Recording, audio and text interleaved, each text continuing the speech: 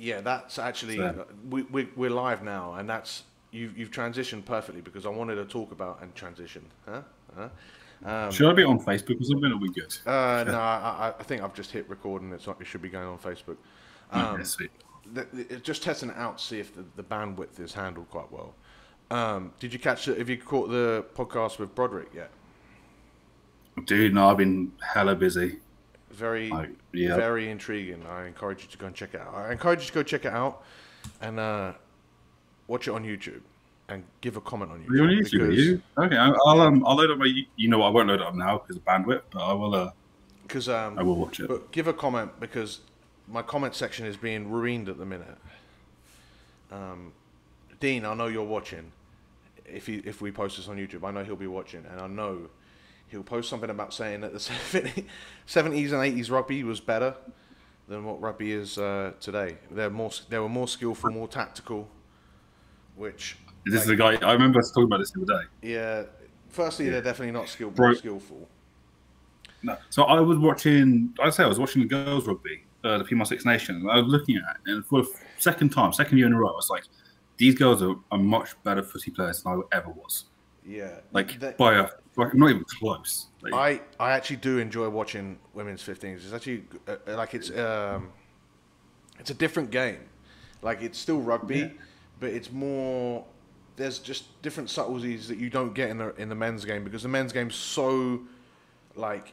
And this isn't to say that women's isn't like high pace and like confrontational, but the men's you just get no time and no space, so you don't. That ends up being quite boring. You know, you have to do that one hit out, and nothing ever ends up happening. Yeah. Whereas I think women have a little bit more license to, or just a little bit more space to create a little There's bit that more. argument that for someone who's getting into watching rugby, the women's game's better because it is like you don't have to absorb so much one time. That makes sense. Yeah, if you don't have to, because sometimes I get lost watching rugby, and I've been watching rugby for like forever. Yeah, You know? I understand it. Like it's funny. Like there's so much going on, and there's so much that I just couldn't interpret. That's what Squidge on YouTube does a good job of. Is Yeah, he's pretty good, right? but I sometimes I think that he labels things as pre-planned moves when like I think there's just instinctual there, and there's like lots of things that are so instinctual that you like you ask a player and they don't even think about it. You know what I mean? Yeah, but I mean, I don't know. I don't think about it that much, honestly. Um, I can see that. I think a lot of rugby now is played so heads up anyway. It looks pre-planned, but only because they practiced it a bunch. That's because you watch Super Rugby. Super Rugby is a lot more heads up than the Northern Hemisphere game, and I think Yeah, I mean, I've not watched Northern Hemisphere match forever. you've been watching Women's Six Nations. Oh, that doesn't count. That's how does like I've not watched I guess like a Premier League match or top 14 or something like that. I think not Brian O'Driscoll, Ronan O'Gara. I saw an interview with him after one of the games that Ireland lost, and it was really interesting that because he spoke about they've got a new the winger that debuted for Ireland. His name is James Lowe, and Yep, he's been right? he's been performing really well, but his defense has lacked. And he said it's really difficult for him because in the Southern Hemisphere, like if you're going to grade a game out of 10, they give 7 or 8, 75% or 80% to attack and then just 20% to the defense. So if you're really attacking well, like, you know, they're gonna love you and gonna rave about you. And they don't really, you know, they want you to not be terrible in defense, but you know, they're not really caring about that as much as your attacking flair. Whereas here, it's like 50-50. Like if a try is scored, like, and you'll see it in the whole way it's marketed, and you see it in the way it's played, and you see it in the way it's like spoken about. Like if you listen to the commentary of a game in the Southern Hemisphere, they'll be like, "Oh, this is look at what a great try," and then in the Northern Hemisphere, you'll say, "Oh, look, that guy shot out the line," or "This missed tackle here," and then that's it. You know? Yeah, And yeah, it's fair. I mean, Genzo tore up what Chiefs, so yeah, that's what I mean. He's a good player, but you know. Looking at the defence, you see in the Six Nations where he struggled, and then what's even more interesting was Ronan Gar was saying that like because he's just in the Leinster and playing Pro 14, in in the Northern Hemisphere, and that's it. He doesn't really get in many reps of that higher intensity defense, so it's really difficult for him to improve upon it because it's just not his mindset. And now it's like it's kind of late in the game to adjust, but he can, and we'll see where he goes. But yeah, man. He's fucking quality. He was really, on attack, I rate him for sure. Yeah, I mean that's the point. Does he have brothers who play as well? Possibly. I'm not sure. I mean, if you're a Kiwi, right, you've always got cousins and uncles and whatnot that play and play really high level. Yeah. Okay, so what's going on with your training? My training, I'm just getting back into barbell lifts, so straight bar lifts at the moment. Didn't you have a barbell at home? I had a safety bar and a straight bar, so I didn't do any straight bar squats. I haven't done a straight bar squat in just about over a year. So I did my first one yesterday. You must have lost all your gains. I mean, I squatted pretty easy, 220, 227. So you haven't lost all your gains. But I thought you had to every week as heavy as you could to be able to stay strong, to see where you're at. Yeah, so I mean, I might have back squatted in the last 2 months, maybe 6 times with a safety bar. Then I deadlifted yesterday off like low blocks. So I pulled 720 off 4 5-inch blocks. So what's the goal of the training at the minute? To not be shitting out of shape when I get to Kabuki.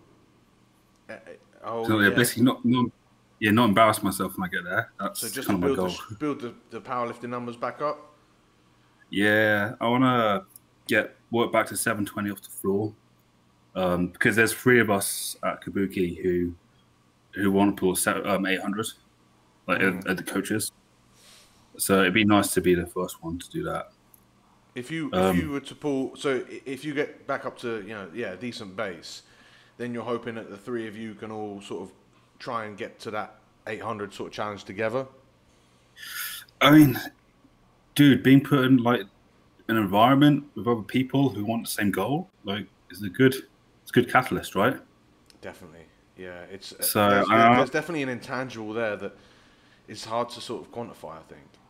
Yeah, and especially coaching at like a CrossFit gym in England where people's numbers aren't all that. Like, I don't think there's one guy who pulls 600, and everyone else is probably less than 500 in terms of pounds. It's not that moment. There's not a lot of pressure on me to keep getting better and better and better. I do think that's something that comes, like, it's the reason why I keep putting on, or keep trying to come back to the community aspect with Team Rugby Muscle and with the everyone that we've got there. Like, I've still got it's actually thriving a little bit again. Nice. I've got a live Q&A there later. Yeah, not even just a leaderboard, but it's something that it's a challenge. So the guys that are in Team Rugby Muscle or Elite, they'll be challenged this week and the rest of this month to really start sending in lifting videos, just one, a session at most, just to gauge intensity, because it's very easy for us and actually, even funny enough, I'll go back to that, because we can all just sort of phone it in, or we can tell ourselves we're being intense and it's not. And it's actually funny enough, I spoke with my new coach today, and it's one of the reasons that I said I'm like, right, I need coaching again, just because you want to fall in that middle ground. Because I always will, I'll be victim of both ends. I'll be a victim of like not pushing too heavy or not pushing too hard, because I've done it before. I've beaten myself up too much, or I've fucked myself in the next training session, or I fucked myself in the next training week, and I've kept not left enough in the tank to progress. Likewise, at the same token, I don't want to be.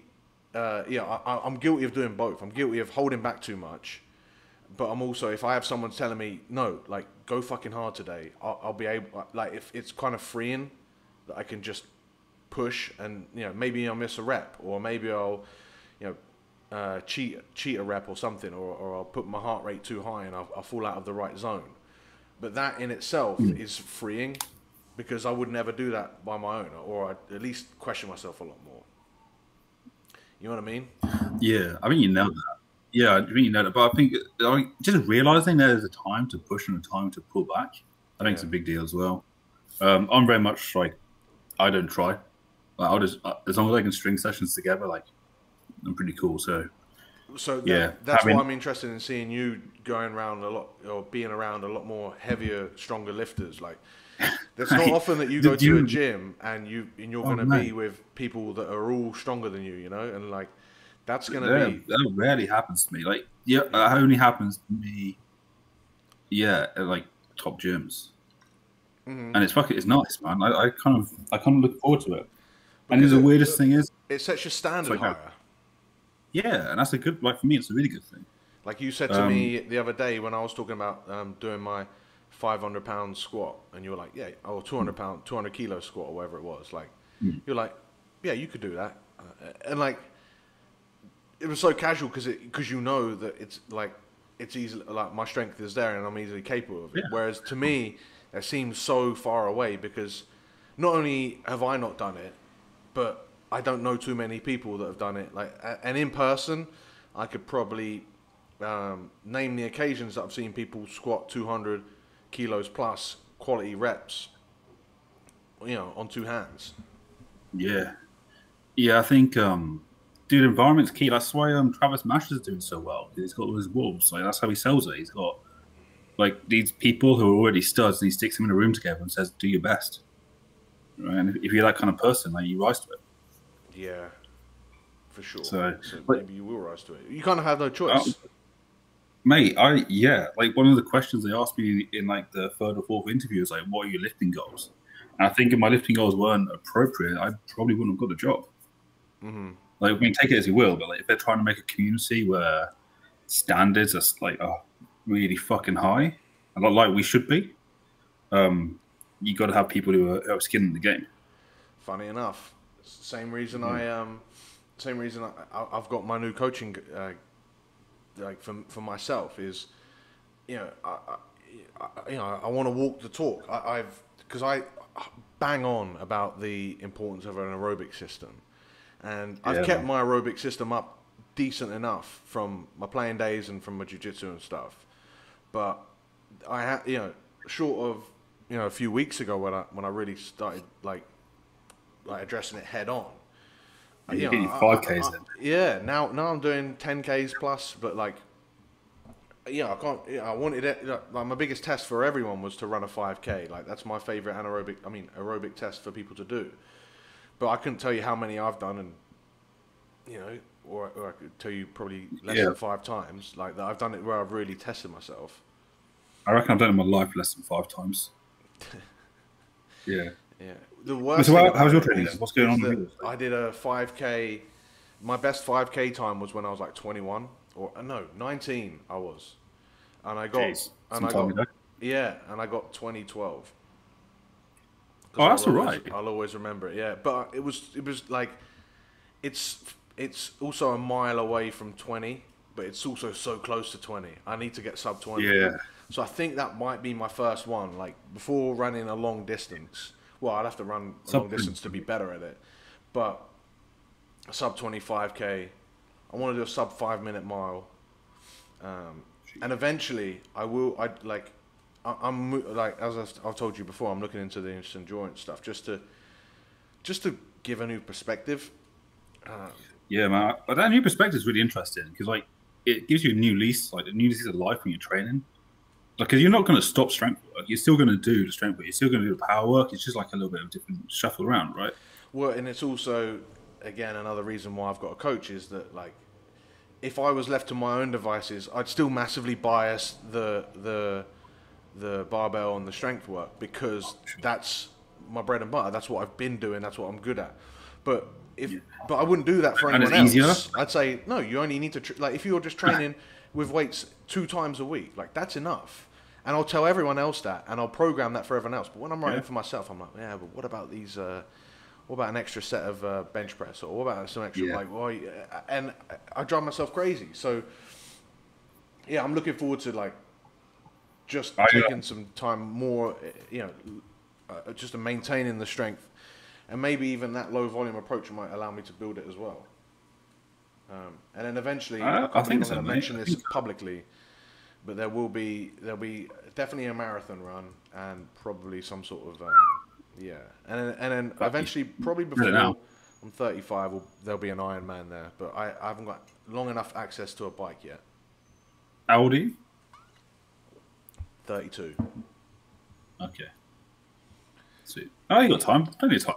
Yeah, it's funny because I've trained enough people that have done it, and I've actually got another guy who I've trained that recently competed in an Ironman or a half, but he's going to be an interesting podcast to record because his name's Tom, and he like struggled for the longest time to really properly like pull the trigger of like sorting himself out. Like he was fairly fit, used to play rugby, and then just decided, oh fuck it, I'm going to do a half Ironman, and he did it. Like, so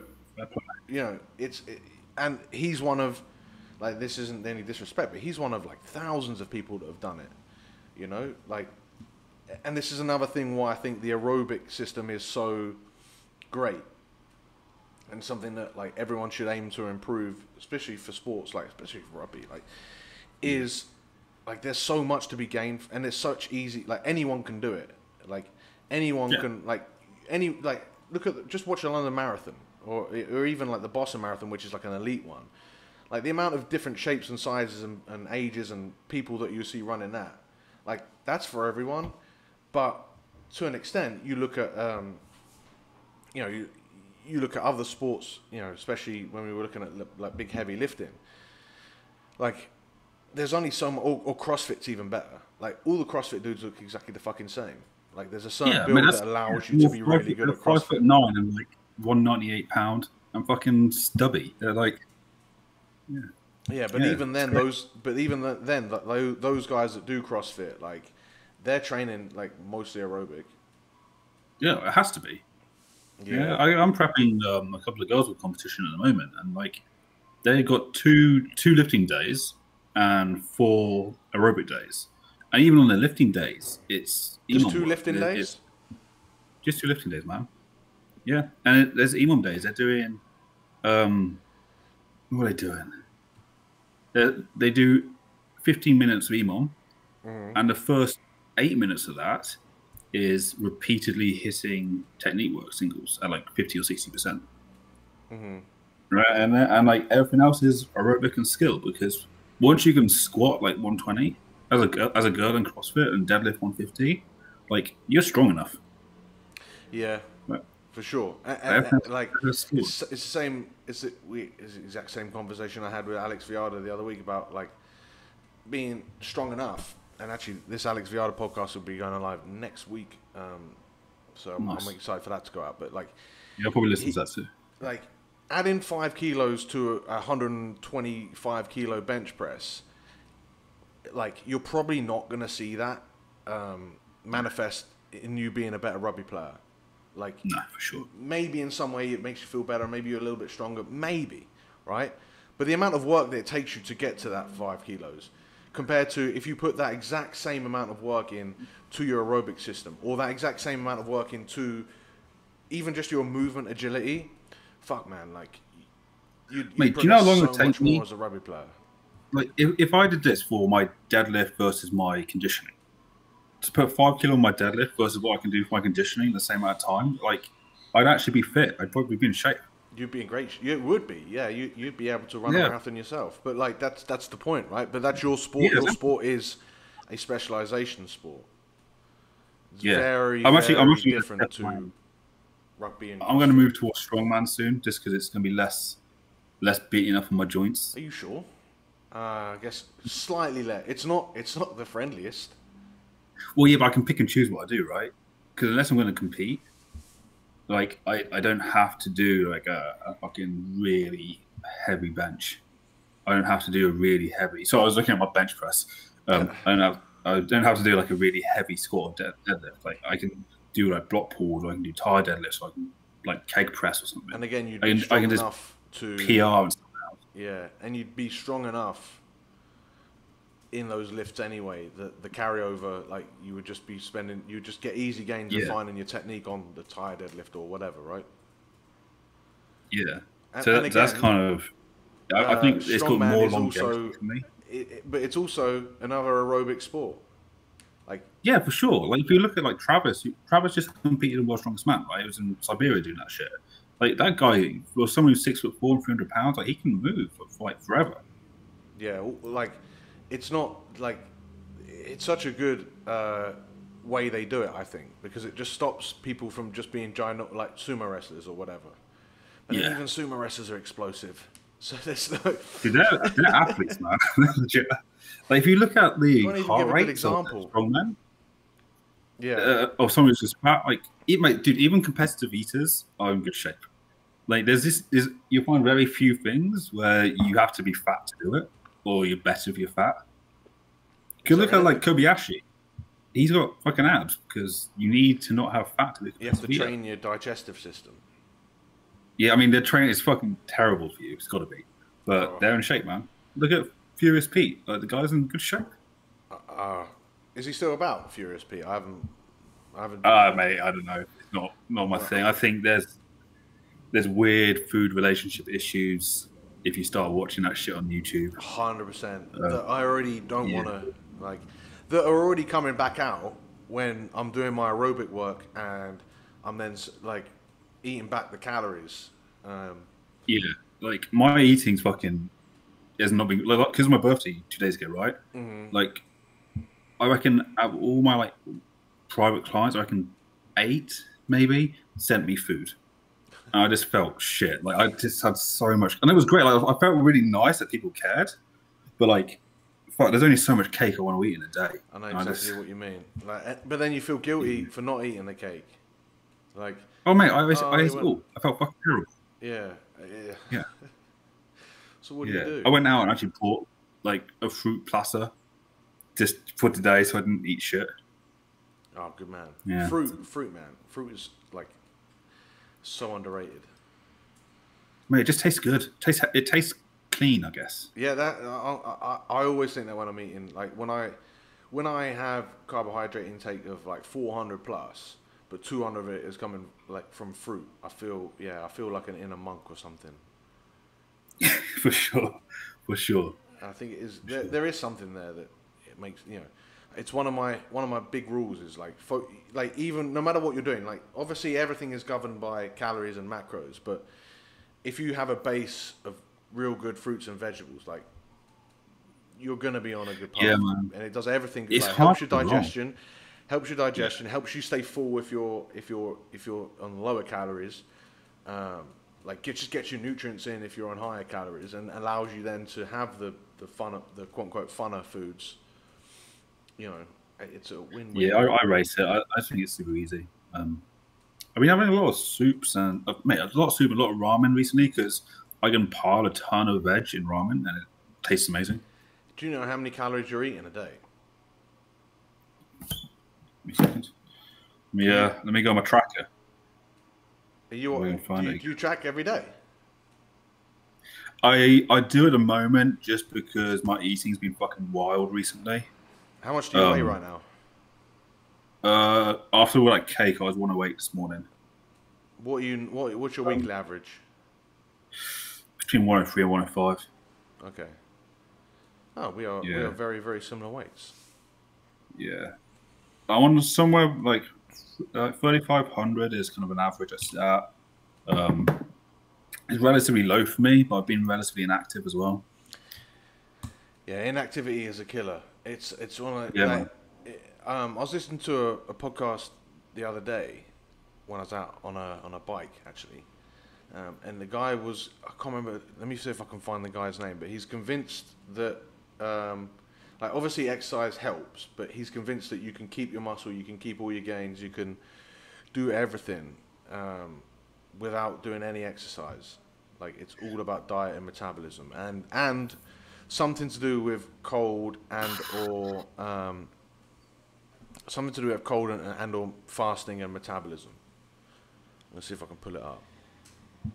But it's. I mean, I'd be interested to see the proposed stimulus for keeping muscles if that was the case. Yeah, I know what you're saying. I agree with that.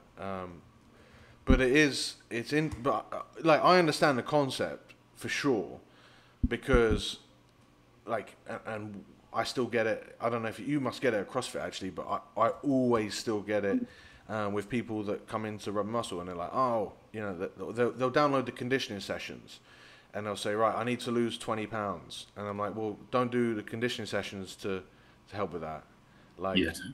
like that's all diet. That's all. Like you can easily do all of that and still gain a ton of weight, but you could also lose weight and do literally no exercise.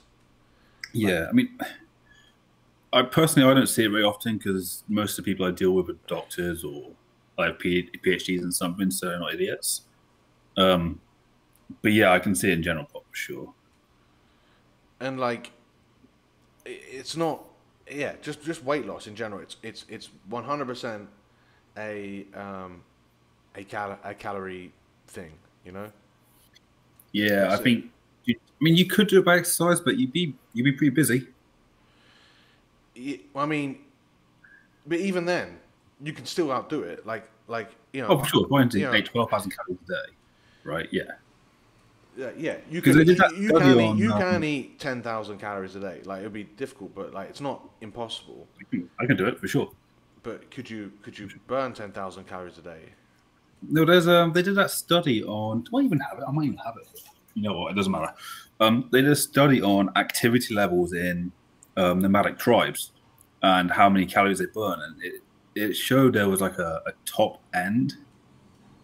Yeah. And it's obviously it's not a set top end. It's not like 10,000 calories and you stop, right? But there's like a acclimatization to energy expenditure, I imagine.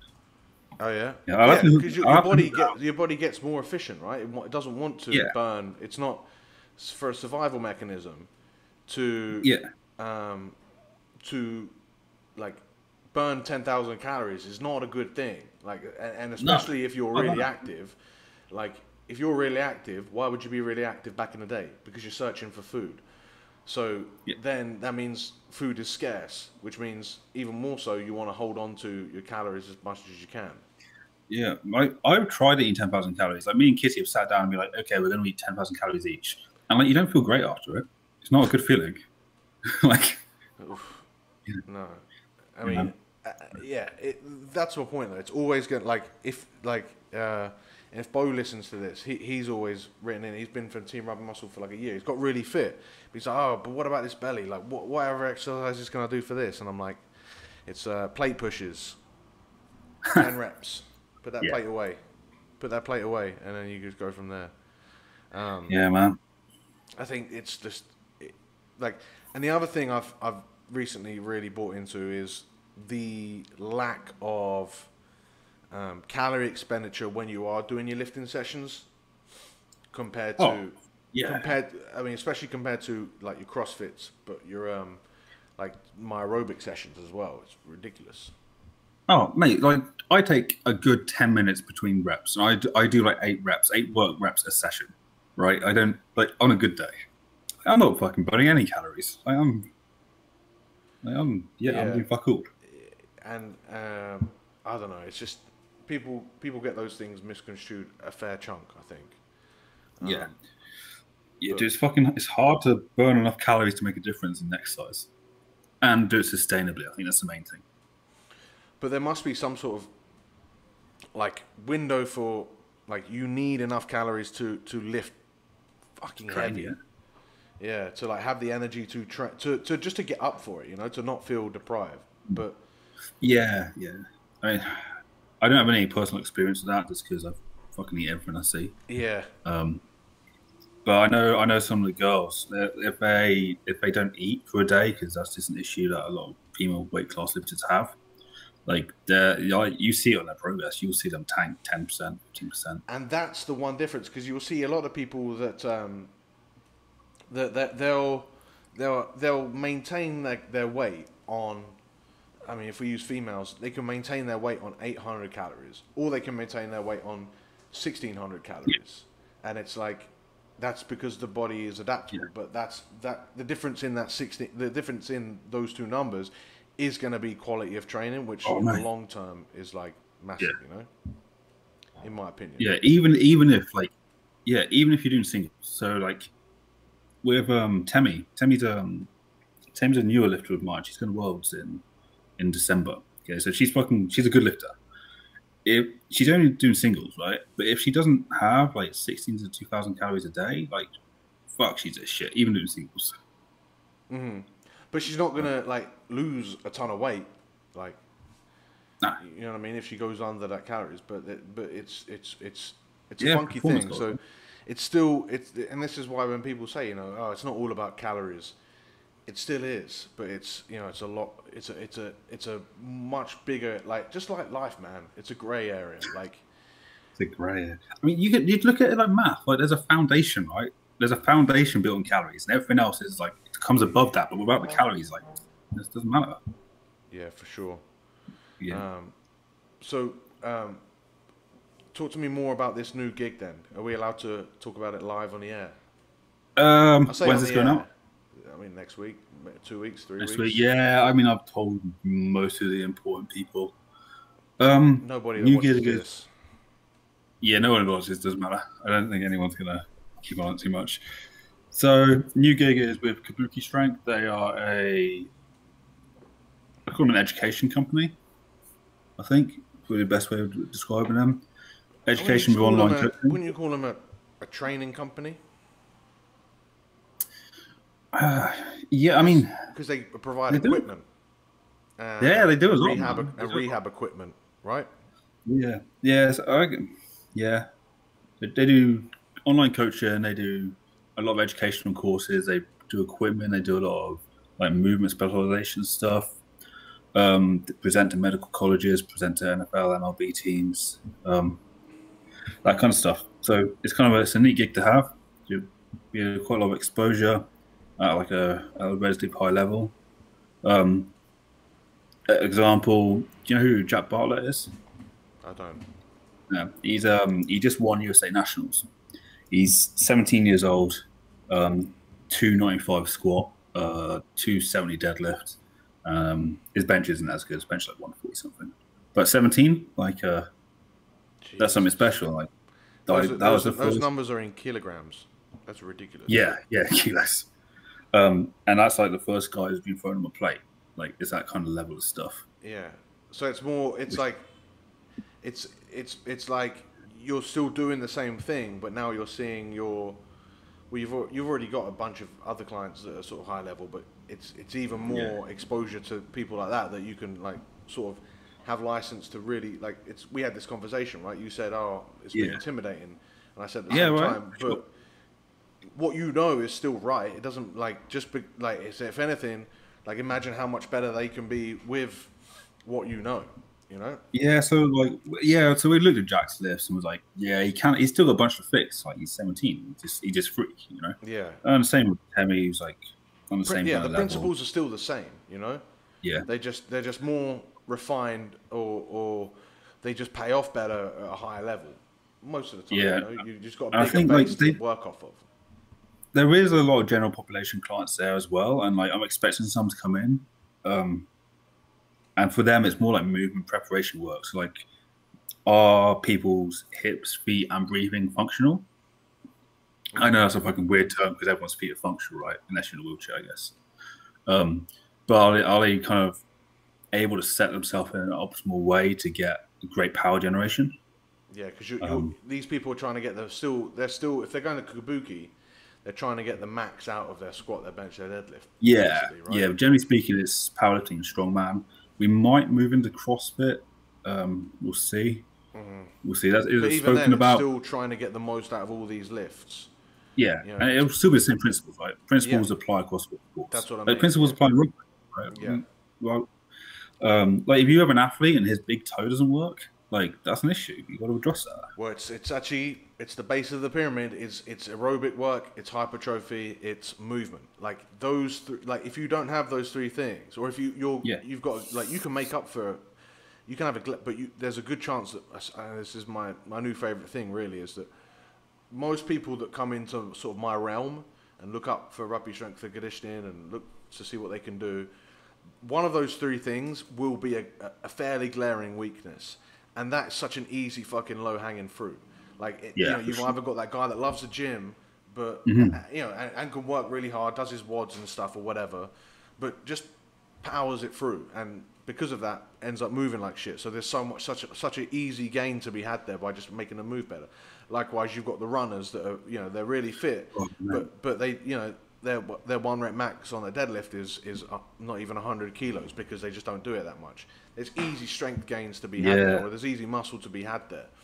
Likewise, if you've got the guy that loves to lift, like what, you know, does his perfect Olympic lifting or does like really good power, you know, Speedy would be a really good example for this, but doesn't do any aerobic work. Like, Yeah. you know what I mean? But I went for and trained him, with Speedy the he other doesn't day. need to do aerobic Yeah. work. He's explosive as fuck. Like he's just as fit as enough Oh, mate. to compete in his level D. Yeah. Watching his progress has been pretty cool. I have to get him back on. Yeah, man. So, like, he just opened a gym in West Ham. And, like, yeah, there's going to be some studs come out of there, man. He's got a girl who's just, I've never seen someone built so well for lifting. She's going to be an absolute stud. Like really Yeah. short legs. Mate, short legs, fucking way bigger than my legs. Her ass is enormous. And apart from that, she's pretty short. Do you think she'll hear this and feel like those are compliments? For sure, yeah. For sure. Having I told her like, that. I told her when I saw there's a her. very specific anatomy that is very appealing to lifters that is unconventional. Yeah, I mean, I met her for the first time. I told her, like, the same day, I was like, dude, you're fucking perfectly built for this. Yeah. And it shows in the lips. That's the other thing that I think that why I've like adopted the coaching mindset that I have is because like I'm from the opposite end of the spectrum as far as the lifting Yeah. goes. Like fucking my femurs like have Yeah, you got always nice been legs, eh? properly leggy, which is an advantage for running, for my long runs. So Sport. I'm hoping that I can actually get a bit more of a you know, a boost from my and especially for jiu-jitsu as well. Like having long legs is a man. really good thing, and people always talk about it, and I'm like, yeah, but they're really annoying when I try and squat. But they're like, yeah, but it doesn't matter because you can get you've got a really good guard because you've got longer legs, and I'm like, yeah, you know, you take, Maybe you take what do you get. see the difference in spines between jiu-jitsu players and like strength athletes? No, like They're so basically your spine is if you look at the top level, so people who've been selected by the sport for that, their Yeah. spines are generally like much narrower and more flexible, so you have a bit more space to move because you're basically selected for people who can bend, right?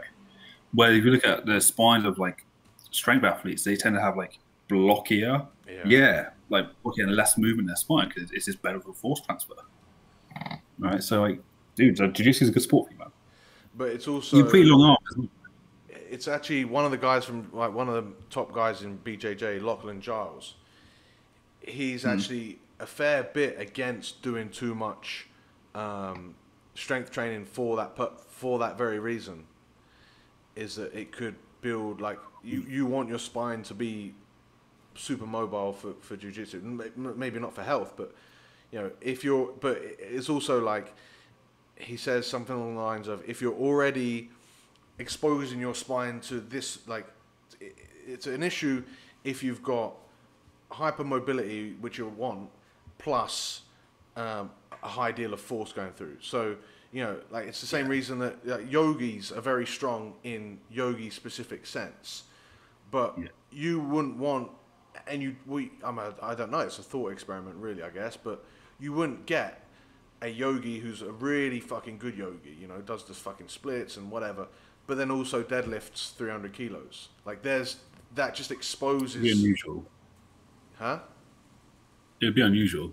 That's what I mean. Like I've never seen it. Like it must I mean, be someone. Duffin but- can do splits. I know a couple of top level powerlifters who can do the splits, but are also really, really mobile and Okay. also midgets. Like, let's not say the splits. Let's leave it to the spine, the mobility of the spine. yeah, but someone in a weird kind of position that they do in yoga. Yeah, I hear what you're saying. It'd be really unusual. Like you've got the top end. Probably there's some freaks out there that can just do everything, but not really. Yeah. And so I found that fuckers. quite interesting. But then I thought, well, and this is the other, and then this goes back to the coaching. It's like I'm the opposite of wanting to be a specialist. Is that I want to use all these different areas to help me be a better overall athlete. So, yes, like I'm not as strong as the strength athletes, but I'm much fucking stronger than most people. Yes, I'm not as muscular as the bodybuilders, but I'm more muscular than most people. Yes, I'm not as fit as I'm not gonna run a sub. Fuck, I want to see if I can possibly run a sub-3 marathon in one day, right? Like that would be like a ultimate top end goal. Gee, that's quick. That's hella quick. But that, I doubt. I don't. To just that thought in my head is like fucking, like, and that would be a lot of training. But you get the point, right? That would be way far. Like, or even just doing a marathon is fitter than most people, you know. Yeah, so. Sure. To be well versed in many areas is interesting to me, but it also, I think, aligns perfectly with rugby strength and conditioning. Because why rugby is such a fascinating sport is that you are expected to do so many things in close combat situations, but you're also expected to be really fast, and you're also expected to do that over 80 minutes. Or if you're even in sevens, you're expected to do that over the course of 15 minutes, but then wait for 2 hours and then go again and do that several times over 2 days or even a day. And that, like those are complete opposite ends of the spectrum demands that are placed on the body. And so you should be prepared. Yeah, I think rugby strength conditioning is probably the hardest. It's definitely up there. Yeah. I think rugby and CrossFit, which are kind of the same, right? I think they kind of, they're two of the hardest ones. I think CrossFit is, in a way, yes. Yeah, I mean, but yeah, you're right actually, because CrossFit would be very similar, but they're not. Really but they're not. But they're both trained poorly by the average population, right? The average population does a WOD that's 20 to 30 minutes, which is too intense to get aerobic benefit, which is not intense enough to get strength benefit. Doesn't make them any better. And this is something, hopefully by the time this is out, on the YouTubes at least, I'll have revised the 50 conditioning sessions, because I've got a video supplements to go with it. But the whole point is that, like, everyone, like, say this is your fitness, everyone focuses on here, and they don't actually build their fitness out to be any bigger. You can only extend this top end by being stronger and being more explosive, faster, more powerful. You can only extend that up. Like, it doesn't matter how fit you are. If you can only deadlift 100 kilos, like, your top end is still here. You've still got you've got a very efficient engine, but it's very small. So you work on that top end. And now you've got all this area left in the middle still, unless you build up your aerobic system, which means you then got a massive engine and you're operating aerobically. Like, you look at, I can't remember if it was you even I chatted with, or another chat that I had, but when you look at Matt Fraser, when he lifts, when he wins the CrossFit Games for the 5th time or whatever it was, like, he's doing reps of 135 snatches for unbroken, and it's aerobic for him because his aerobic base is because his aerobic base is massively there. So he's not having to work so hard. He's also really, really, really strong. So it's such a low percentage of his max, and because he moves well, because he comes from a Olympic lifting background. So because he moves so well, he's able to operate at what is perceived to be such a high level at still an aerobic level and crush it. And that's nuts. That's what you want for rugby. And we can go from a rugby point of view. I reckon if we look, who's the most skillful player at the moment? Like, or who's going to be up there for skilled players? Look at what's his name? I don't know, Richie Moringa. Yeah. Okay. Just take Moringa, because he's a 10, so he has a lot of pressure and a lot of decision making to do, and he runs the ball right. For every play that he makes, he's going to be so much more efficient at that play than, say, if I was running it, right? Because I fucking panic and shit myself each time. Yeah. Antoine Dupont was I was going to say. Or even better. Oh, mate, yeah, he was a much better example. Yeah. Or even a better example would be Bowden Barrett, right?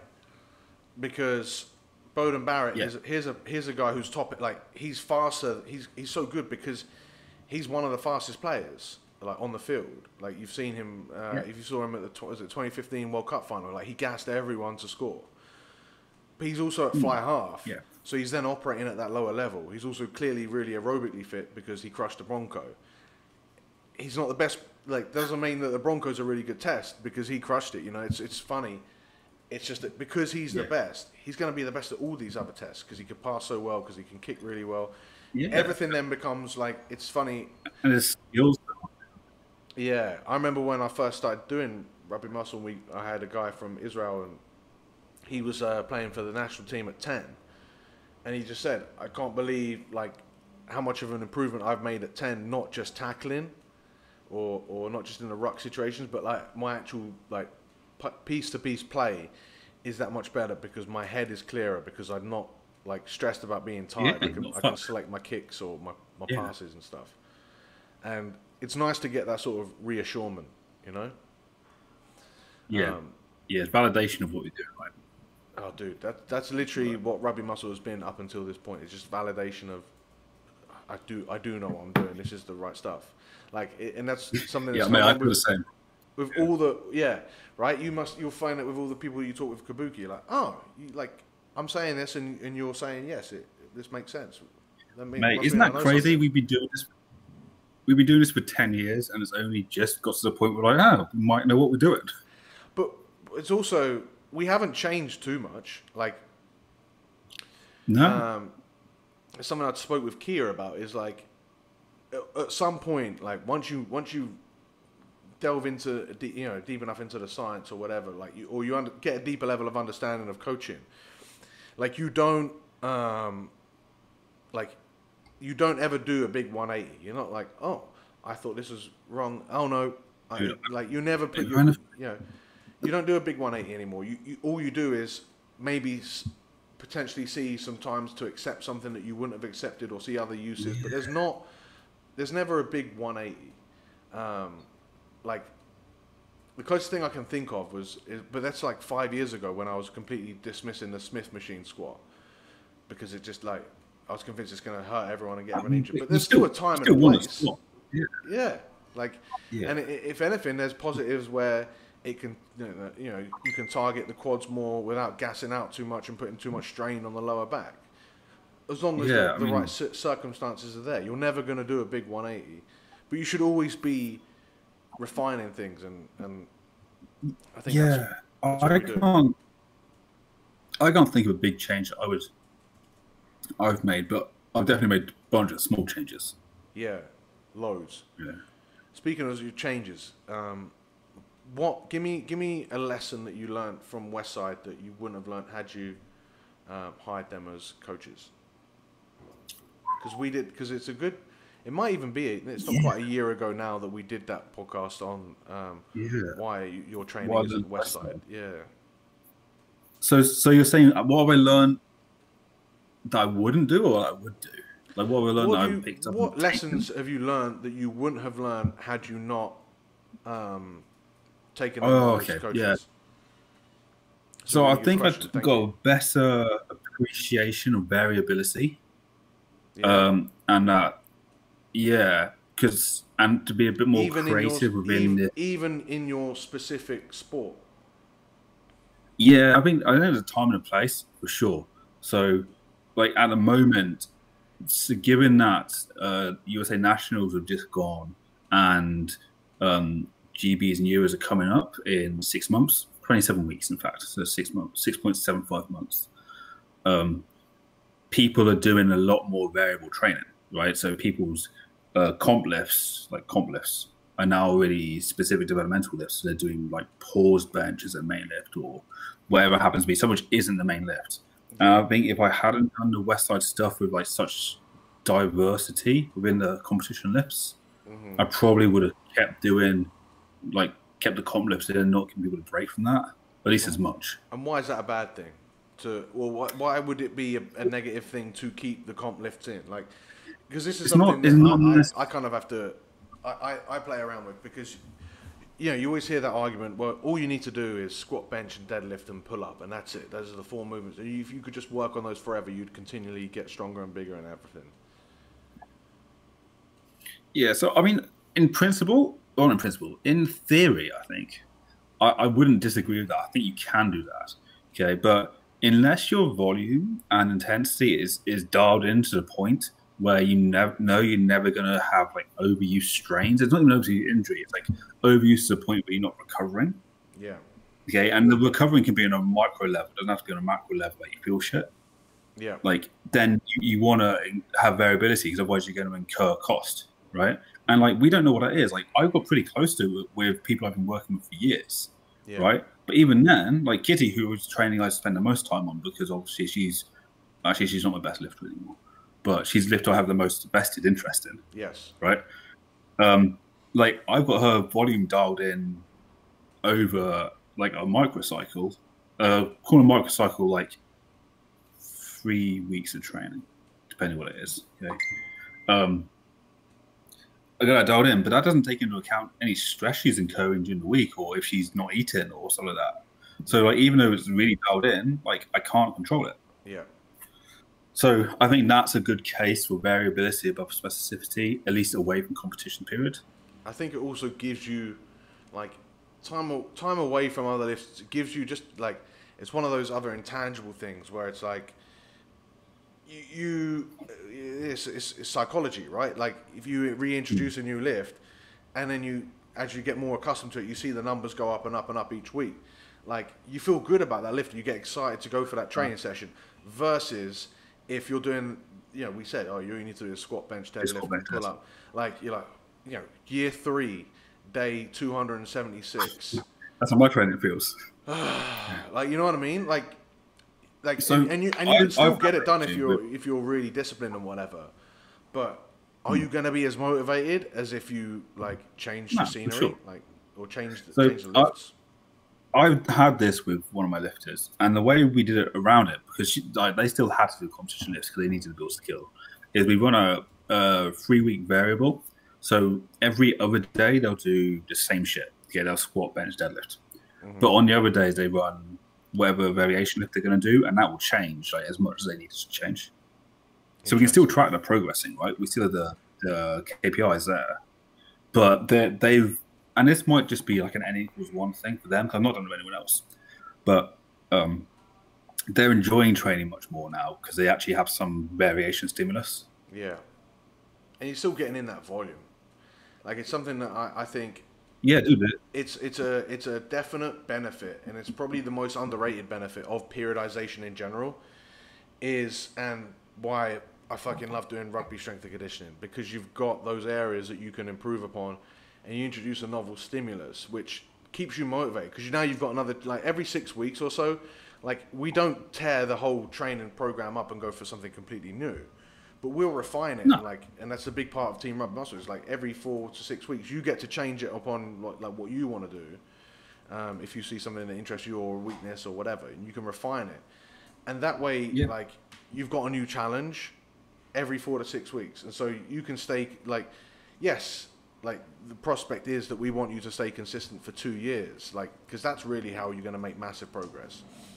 But you don't have to look at that as a whole the whole time at all. Like you just have to look at, okay, I need to smash this week, and then as long as I keep smashing these weeks, in 4 to 6 weeks I'll have made these huge improvements at this one low-hanging fruit, or these two or three low-hanging fruits, and then we could switch it up a little bit, and over the course of 12 to 16 weeks, now we've like made a fucking huge change, and then. How are you not going to be motivated at that? Yeah, I think we're probably both stepping away from classical periodization, but that doesn't mean things aren't periodized, right? Yeah, you don't not periodize. I mean, unless you're just doing random shit, like there's still periodization that goes in there. It's just being more strategic with it. Like I coined it strategic novelty, in a way. Like I like that. Like, I'm going to take that. You can absolutely take it, but you have to quote me every single time and PayPal me $2. That seems unlikely. Okay, but still quote me. Sorry, mate. Yeah, I'll just use it. I don't really give a shit. It's but yeah, it's like that's what you need to do, like for your training to stay, like to enjoy this process, because there's some like. How many bodybuilders do you know, or people want to be bodybuilders or want to be whatever, that they've just, they've had one goal, then they've done it, or they've got close, or they've just burnt out, and then that's it, and then you see nothing from after. And it's like, it's such a shame. I mean, yeah, but I mean, bodybuilding's a different one. Or even powerlifting. A bit tapped. Yeah, I think you had to be a little bit mental to be a really good powerlifter as well. But yeah. But that, I've seen it. Actually, I spoke with I told you I spoke with Johnny from Propane, and one of his struggles was like when he finished was like, okay, like that struggle of, I've got to put on 5 kilos like to my lifts, and that doesn't even get me close to the England team or the GB team anymore, because everyone else, like, I'm no longer like the one of 3 lifters. Now I'm the one of like 25 lifters, because mate, there's some real lifters coming through, man. There's some, and he's like big strong boys.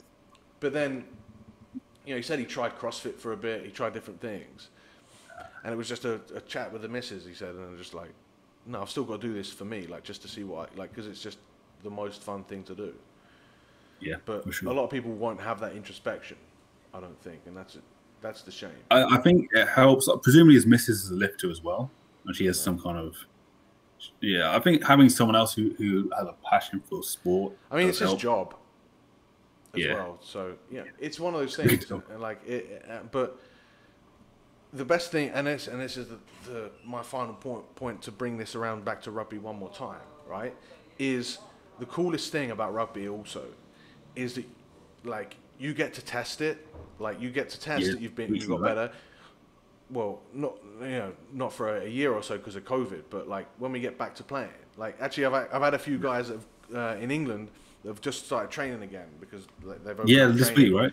And he's like, holy fucking shit, I am smashing contact. And one other guy was like just smashing the conditioning pre-season, but he was like, nice.